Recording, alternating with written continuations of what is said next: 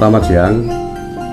Kita berada di Sanggar Paguyuban Seni dan Tradisi Sasana Satya Dharma Nusantara yang berada di Mbogo Kidul, Kecamatan Pelemahan, Kabupaten Kediri, Jawa Timur. Kita kedatangan tamu sejarawan yang mana mau mengungkap atau meluruskan sejarah-sejarah yang ada yang selama ini sejarah itu menjadi beberapa versi, lebih-lebih untuk YouTuber itu kadang-kadang tidak dicari literasinya seperti apa, minimal itu mendekati kebenaran. Akhirnya sejarah kita yang selama ini dulu itu dibelokkan oleh penjajah, sekarang saat ini juga merupakan pembelokan ini dari yang punya sendiri. Nah, untuk paguyuban berupaya bagaimana sejarah yang luar biasa, termasuk peradaban dan sebagainya yang sangat luar biasa di Indonesia, utamanya kita di Kediri ini, kita angkat, kita luruskan, biar menjadi salah satunya pendidikan untuk anak-anak generasi muda kita, bahwa kita itu ada semacam peninggalan nenek moyang dulu dan ini sejarahnya juga ada. Nah, kira-kira seperti itu. Mari kita berbincang-bincang dengan Pak Toto ya. Ini Pak Toto. Jadi mungkin mengenalkan Pak Toto, mengenalkan dulu Pak Toto. Ya, sebelum saya berbincang-bincang dengan Bapak Yit sebagai Ketua Paguyuban di Paguyuban Seni dan Tradisi ini, saya perkenalkan dulu. Nama saya Toto Widiarto, saya juga pengamat budaya. Saya juga sering membuat konten-konten yang bersifat lulusan sejarah. Ya, terima kasih kepada Pak Yit yang sudi dan kerso untuk berbincang-bincang dengan saya untuk sekedar meluruskan sejarah tentang Kediri dan berkaitan pula dengan masih anget-angete ulang tahun Kediri. Dan untuk apa yang sudah disampaikan Pak Yit tadi, coba saya akan mengulas tentang pelurusan sejarah, yaitu tentang Bhagawanta Tabari. Ya. Kan gitu ya Pak Yit? Ya, siap. Ya, Bhagawanta Tabari yang nantinya kita bisa menguak. Jadi tanpa Bhagawanta Tabari, tanpa ada Ibu Diah Rake Layang Tulodong, mungkin Kediri ini tidak ada. Kan begitu Pak Yit? Ya, betul. Jadi kita mulai dari Bhagawanta Tabari yang pada waktu itu kita juga tidak bisa lepas dari prasasti Harinjing, di mana prasasti Harinjing itu diketemukan di Desa Siman dekat Sungai Harinjing, yang sekarang prasasti itu dibawa ke Museum Gajah Jakarta, tapi sayang pemerintah sendiri tidak punya replika. Lah ini mestinya Pak Yit ya. Kalau itu aslinya itu dibawa ke Jakarta, otomatis untuk generasi muda yang ada di Kediri ini bisa melihat, oh ini tuh yang namanya prasasti. Ini kita itu kehilangan replika.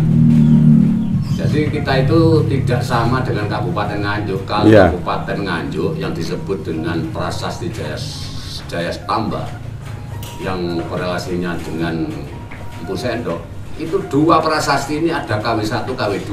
Iya. Yang asli dibawa ke Jakarta Museum Gajah, yang satunya ditaruh museum, yang satunya lagi bisa kita lihat di terminal Nganjuk. Ya, ini untuk Kediri juga saya sangat kecewa dengan adanya prasasti Harinjing yang hanya bisa kita lihat di dalam Google saja, akan tetapi bentuk daripada prasasti replikanya ini tadi tidak dibuatkan. Dan ini mohon kepada pejabat terkait, Mbok Yo, ya kan gitu ya Pak? Iya, betul. Mbok Yo, kita itu bisa membuat suatu replika yang berkaitan dengan hari jadi Kediri. Nah, ya. ini kebetulan Pak Yed, hari jadi Kediri itu kan tahun 1219 yang nah, ini perlu kita flashback ya. Ya, betul. Kita flashback, kita jadi opo sih kok mengambil 1219. Nah ini memang Kediri ini, semua prasasti yang ada di Kediri ini sebagai rujukannya itu adalah Harinjing. Ya. Ada prasasti Meruah, ada prasasti, tapi semua sejarawan sepakat bahwa Harinjing adalah sebuah acuan untuk menentukan sebuah berdirinya kabupaten. Ya. Ya, kan gitu Pak? Ya, terus ini saya potong Pak Toto. Maaf. Jadi ini kan ada Harinjing, Bagawan Tabari gitu ya. Nah, ini kan mendapat apa istilahnya tanah perdikan. Ya. Nah, tanah perdikan itu betul. Siapa sih yang memberi hadiah itu?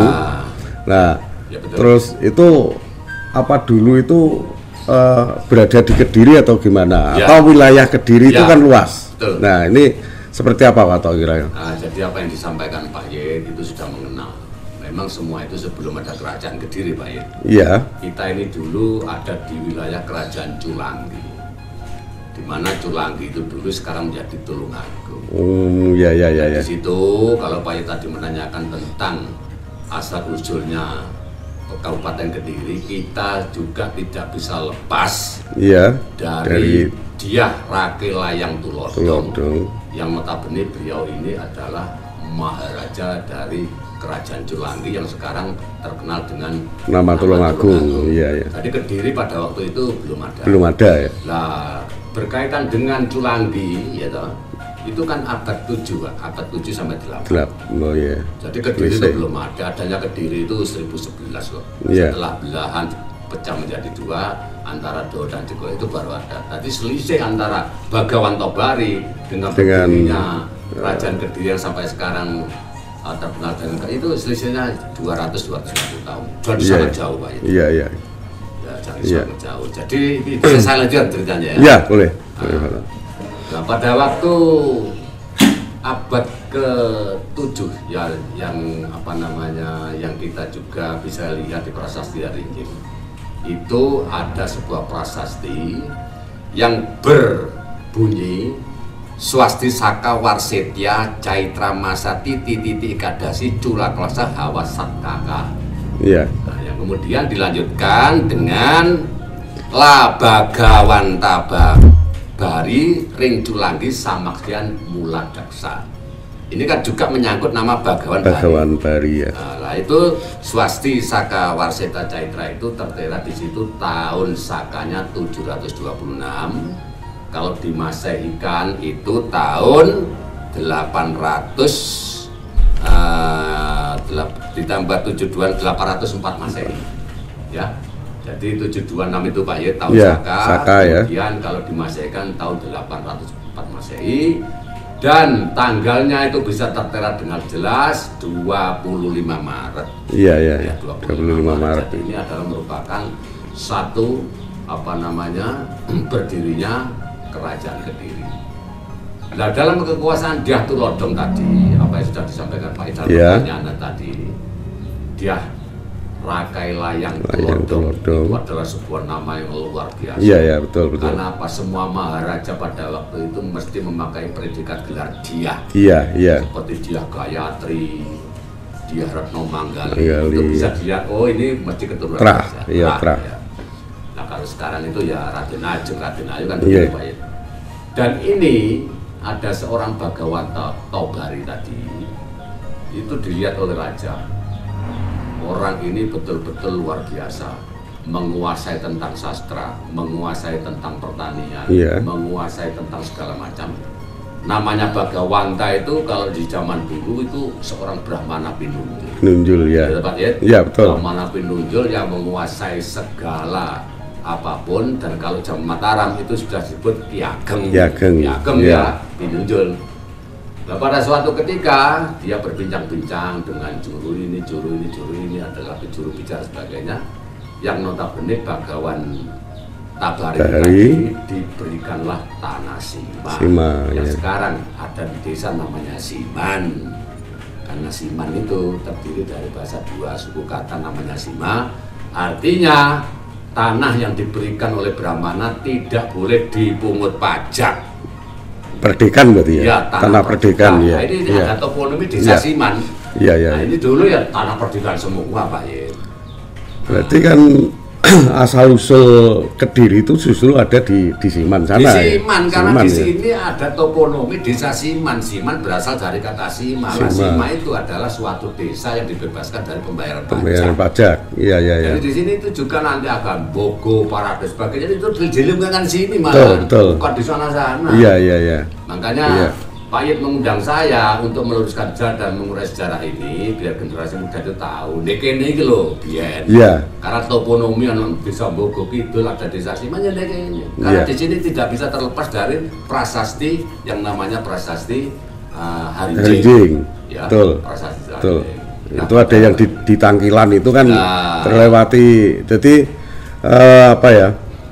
Sungai Sarinjing itu mulai dari Siman itu sampai ke Brantas. Iya. Jadi melalui sini. Itu betul. Pak. Lah itu tadi kan ada Pak Yit tadi memberikan suatu desa Tangkilan. Betul. Iya, betul. Nah, Tangkilan itu berasal dari kata nangkil. Nangkil itu mengunjungi.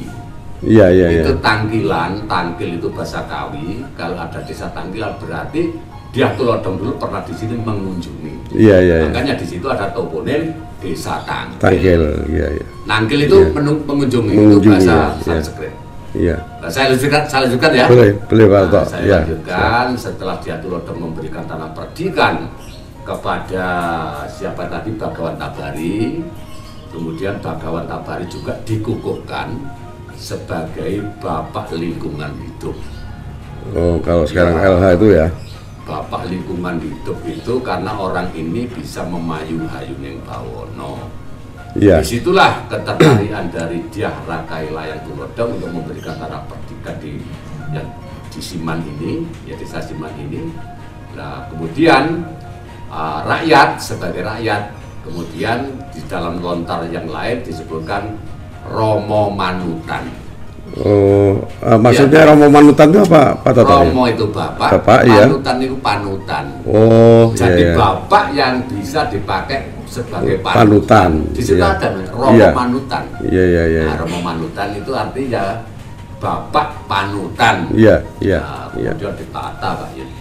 Ditata seperti Harinjing dulunya ini, kemudian ditata perairannya, pohon-pohon tak boleh ditebang, Iya, nanti iya. akibatnya kalau kena gerung-gerung banyak. Itulah kemudian disebut orang-orang di Siman dulu sebagai Romo Manutan. Iya. Jadi semuanya itu sebagai bapak panutan. Nah ini memang sejarah, bukan saya loh Iya. yang ngarang, ini sejarah memang ada Romo Manutan. Iya. Terus ini Pak Toto. Iya. Ini berarti kan Bagawan Tabari itu kan di samping ada beberapa itu salah satunya peninggalannya yang luar biasa Sungai Sarinjing itu ya. Sarinjing. Untuk pertanian dan sebagainya. Itu bukti nyata. Bukti nyata bahwa ya. beliau ini adalah juga ahli dalam pertanian. Iya, betul. Jadi di sini semua kan ada Iya. peninggalan beliau yang tidak bisa lepas dari kata Harinjing. Kalau sekarang silat lidah dari Sarinjing. Sarinjing. Ya tetap nggak masalah. Nggak masalah. Harinjing dari Sarinjing ya nggak masalah. Biasa orang Jawa tuh Jawa begitu. gitu. Adalah, begitu. jadi itu tadi kemudian oleh karena Bagawanta itu hukumnya itu tidak boleh menjadi raja. Iya. Yang bisa menjadi raja itu kan kasatria. Iya. Sebab di sini itu ada 4 kasta. Zaman dulu tuh kasta itu sudah ada. Sudah ada ya. Ada Warna Sudra, ada Waisa, Waisa. ada Kasatria, dan terakhir kastanya yang tertinggi Brahmana. Lah Iya. ditunjuklah seorang kasatria dari Culangi namanya Panaraban. Oh, Panaraban. Ya, itu iya. ada dalam prasasti. Iya, juga. betul. Kemudian Panaraban itu tadi setelah dia mendapatkan Sima dari Dyah Rakai Layang Tulodong itu untuk dijadikan sebuah pemerintahan baru. Lah inilah Panaraban inilah yang kemudian mendeklarasikan diri. Soalnya apa Pak Yit? Gurung ana penduduk. Iya. Gurung ana Nayaka Praja. Ya, betul. Nah, mendeklarasikan diri inilah yang kemudian dalam prasasti disebut Hangadeg Diri. Oh. Hangadeg Diri itu yang berasal dari kata Kadiri. Itu berasal dari Hangadeg Diri. Artinya aku ini jumenengan ratu ning bakal ning Kediri. Iya, iya. Kan itu Pak. Iya, iya, betul. Jangan nanti ditafsirkan Kediri itu saka tembung kembali ke jati diri, itu kan sekarang. Iya. Wong Kediri pada waktu itu belum ada. Iya, belum ada. Belum ada nama Kadiri, Hangadeg Diri. Inilah kemudian menjadi rujukan menjadi Kadiri.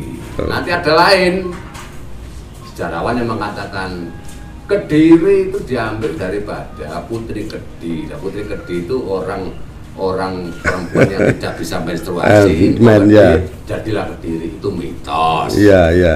Karena kita itu tidak, ya butuh mitos ya. Tapi sekarang ini anak-anak mahasiswa sudah kritis Pak. Kalau diceritain mitos-mitos itu dongeng. Itu referensinya ya wis dongeng. Kan kita itu sudah sejarah berdasarkan fakta tumuli, berdasarkan fakta dari prasasti, dan berdasarkan apa yang sudah kita lihat. Ini baru kita buka. Seperti Pak Ye tadi ada desa Tangkilan. Karena apa? Tangkil itu mengunjungi. Mengunjungi ya. Itu kan tidak bisa lepas. Tangkil bahasa Kawi.